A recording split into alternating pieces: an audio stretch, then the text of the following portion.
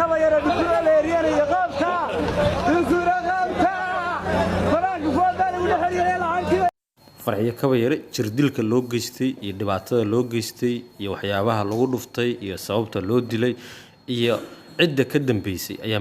iyo muuqaalkii jirdilka ahaa oo dhammaystiran ayaan barnaamijka in kula wadaagi doonaa balse marka hore daawadayaal halkan waa cusubtiin subscribe charta gambaleelka hilmaamina si aad u noqotaan daawadayaasha ugu horeeya ee xogaha aan baahino dad badan ayaa soo buux dhaafiyay hoolka lagu qabanayay showga wuxuu ahaa showgii ugu shacbiyada badnaa ee fanaan Soomaali ah ku qabsado dalka Jarmalka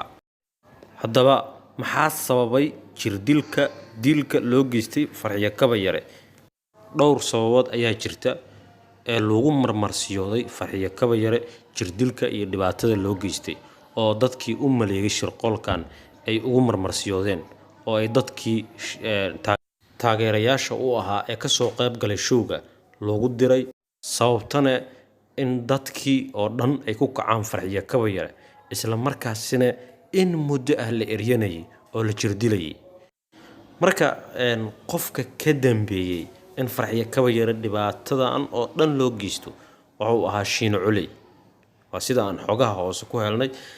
marka sababta uu u cuskaday ayaa waxa ay ahayd oo macnaha in dadka uu ku kiciyo sababta u saamaxday oo jaaniska uga faa'iideystay ayaa waxa ay ahayd waxa ay ku soo daaday meel timaha loogu jaray taageerayaashii Farxiyo Kabayare ee hoolka ku sugnaa ayaa waxa laga dhaadhacsiiyay in Farxiyo ay rabto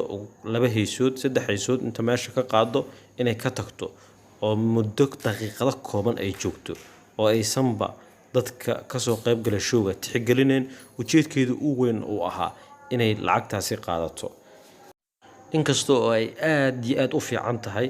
in waqtiga aad dadka la balantay in la ilaaliyo laakiin waxaa jira cadow fara badan ee ka faa'iideysanaya jaaniska ama qaladka aad samaysid waxyaabaha xasradda kiciya ayaa waxa ay ahayd Farxiyo Kabayare markii ay meesha soo gashay dadkii ma aysan raali gelin oo wax raali gelin ah oo ay samaysay ma jirin oo maartay ku saabsan in ay maartay soo daahday oo ay ka raali gelinayso dadka ka soo qayb galay showga in maartay ay soo daadayso daahitaankeedina ay ka raali gelinayso wax cabasho ama maartay la xiriira cudurdaarna aysan ka bixin soo daahitaankeedii ama qaladkii ay ku samaysay dadka halkaas ka soo qayb galay bal aan daawano muuqaalkii oo dhammaystiran Farxiyo Kabayare dadkii oo ku kacay dadkii oo eryanaya jir dilaya laga celinayo baabuur ay raacayso ku fakanayso xitaa baabuurkii muraayadaha laga jajabinayo halkaasi waxaa ka dhacday mashaqo aad u baasan oo aan dadka Soomaalida u wanaagsaneen fowdan noocaas oo kalaane dhalinayso colaad ama cuqdad ka dhexdhacda Soomaalida runtii waa wax aan wanaagsaneyn bal daawasho wanaagsan muuqaalka oo dhammaystiran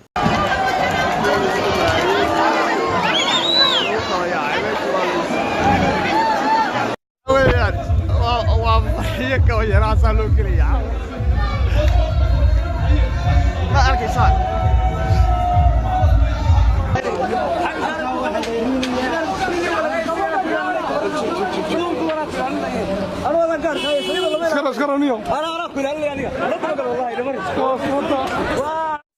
wali dagaalku waa socdaa waa la eryanayaa waliba hadallada dadku ku hadlayaan waxaa ka dareemaysaa dad shakhsiyaad ah in ay hurinayaan barnaamijkan isla markaasina waliba duubanaya iyagu hawshana wada showgii Farxiyo Kabayare bikura leeriyeen yaqaabta bikura qaabta faraag foodan u dhaxayay lacagtii ila baxdatay labadii bay noo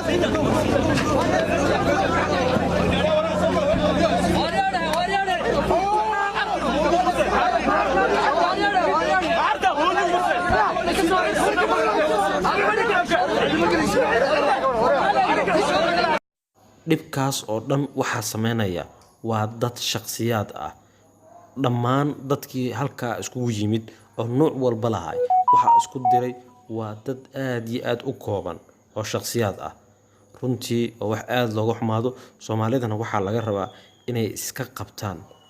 oo ay gacan bir ah iskaga qabtaan dadka shakhsiyaadka ah ee fidnoolayaasha ah ee mar waliba ka dhex faa'iidaysta dadka. Runtii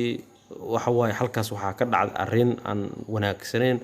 Jaaliyadda Soomaaliyeed ee Germany waa ceeb u taalla qof marti u ah ee u soo martisay in ay maaragtay dhibkaasoo dhan u geystaan waa wax maaragtay u yaalla ayaga.